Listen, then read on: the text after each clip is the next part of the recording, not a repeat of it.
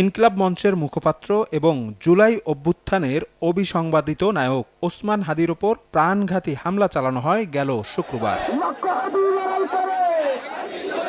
সপ্তাহ ঘুরতেই ভিন্ন রকম এক বিষণ্ণ প্রতিবাদমুখর দুপুরের সাক্ষী রাজধানী ঢাকা। বৃহস্পতিবার রাতে হাদির মৃত্যুতে দেশব্যাপী ছেয়ে যাওয়া শোককে শক্তি করেই রাজপথে নামে বিভিন্ন সংগঠন। এদিন জুমার নামাজ শেষে বাইতুল মোকাররমের উত্তর গেটে সমাবেশ করে বাংলাদেশ খেলাফত ছাত্র মজলিস, জুলাই মঞ্চ, সম্মিলিত জুলাই জোট সহ বেশ কটি সংগঠন।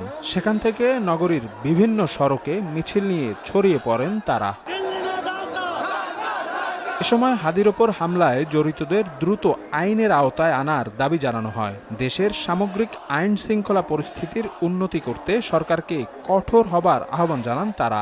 নিরাপত্তা যে বাহিনীগুলো আছে তারা চাইলে বাংলাদেশের থেকে একটা পাখিও তাদের নজরের বাইরে নাই। যত তাড়াতাড়ি সম্ভব সর্বোচ্চ দ্রুত আমরা এই অপরাধীর শাস্তি আমরা সাথে পেতে চাই। অপরাধীর ব্যাপার হলো জিরো টলারেন্স, এবং কি যে যারা উপদেষ্টা পরিষদের আমরা প্রত্যেক দাবি জানাচ্ছি, বিশেষ করে আইন উপদেষ্টা এবং কি স্বরাষ্ট্র উপদেষ্টা।